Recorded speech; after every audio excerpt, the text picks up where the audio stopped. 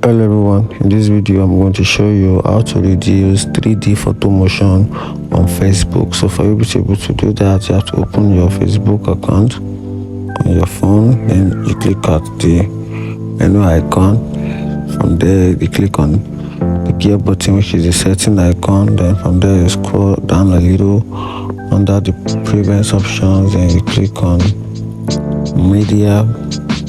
So from media, then scroll down a little, then you can get the option for video and photo settings, which is reduce 3D motion.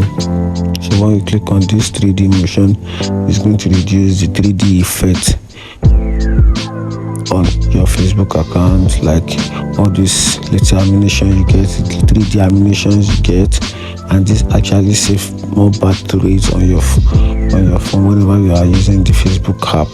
It's reduce the level at which battery is being consumed, because when this is actually turned on, it reduces the 3D motion, so which all the effects that comes with whenever you are watching a video, you are watching, if you want to scroll down to a particular place, you get a picture or stuff like that. It actually makes them reduce their motion graphics. And that's it. Find this video helpful, like and follow for more. Thank you.